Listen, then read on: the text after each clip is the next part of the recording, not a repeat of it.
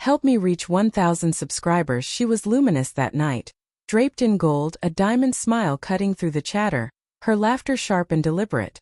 Finally free of him, she declared into the microphone, raising her glass of champagne to a crowd that adored her more than they respected her. Applause rolled through the room, effortless and hollow. People love to celebrate a woman who leaves a man they've decided wasn't good enough. I stood at the back unnoticed, the nearly divorced husband, a quiet ghost haunting her spotlight. That speech wasn't supposed to happen. We were meant to meet privately, civilly. Papers, signatures, and silence. That's how I'd pictured it. But Evelyn never turned down an audience. Even betrayal she preferred to perform. Her eyes found me once, cold, gleaming, triumphant. That was the moment everything inside me went still. The laughter, the music, the clinking glasses. All of it blurred into one low hum. I watched her tilt her head back and beam for the cameras, pretending she'd forgotten the man who'd built her empire. The man who took her father's failing fortune and turned it into something powerful.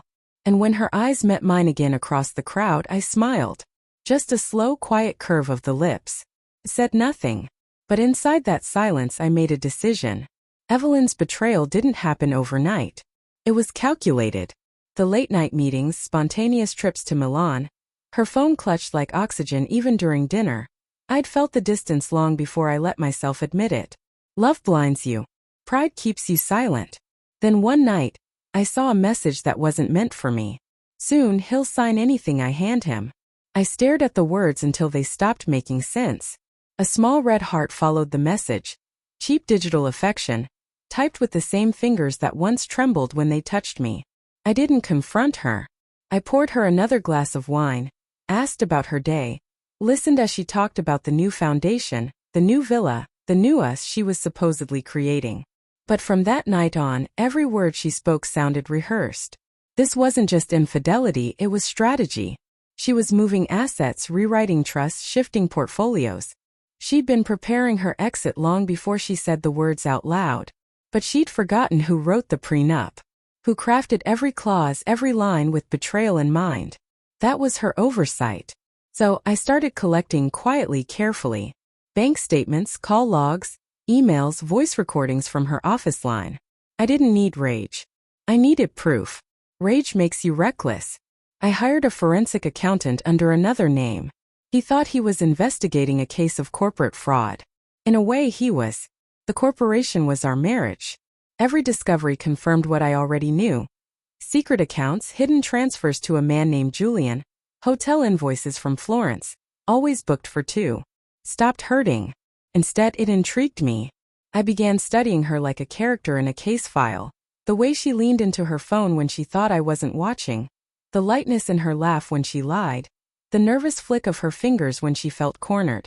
She liked to think she was the architect. But I was the foundation, and foundations always outlast their walls. One evening, she kissed me before leaving for a charity dinner. Her lipstick left no trace on my cheek. She was careful about that now. I watched her drive away and thought, it's almost time. The envelope arrived on a Wednesday. Plain, unmarked. No drama, just truth. I opened it slowly, though I already knew what it contained.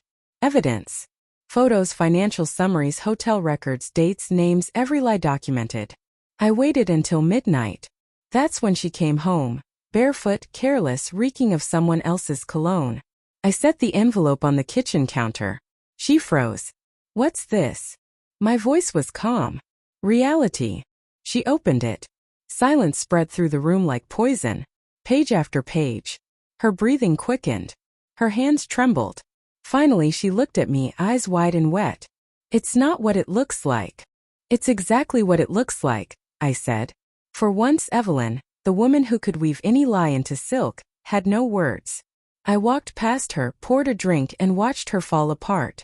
I made a mistake, she whispered. No, I replied. You made a choice. The divorce hearing came quickly. She expected chaos, shouting, maybe begging. What she got was silence. Her lawyer grinned when he presented the prenup, certain it worked in her favor. She'd never bothered to read it carefully. She never did. When the judge reached the clause, the one that awarded me 85% of all shared assets in the event of adultery proven beyond reasonable doubt, the room went still. She turned to me, panic filling her voice. You knew. I smiled. I did. Her face fell, beautiful and broken beneath the harsh fluorescent lights. That laughter she wore so easily at her party was gone. What remained was silence, raw, terrified realization. She tried to bargain afterward. Tears, promises, memories, none of it meant anything anymore. I didn't mean for it to end like this, she said. It ended the moment you thought I was a fool. I left her there, clutching the papers that turned her victory into ruin. The house is quiet now. Her scent lingers faintly in the hallway. A ghost of something expensive and hollow.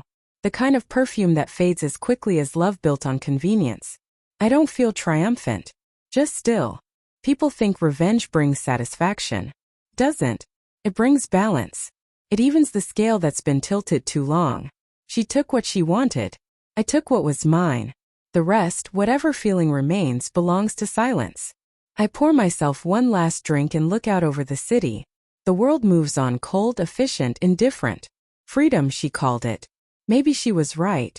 Only it isn't hers.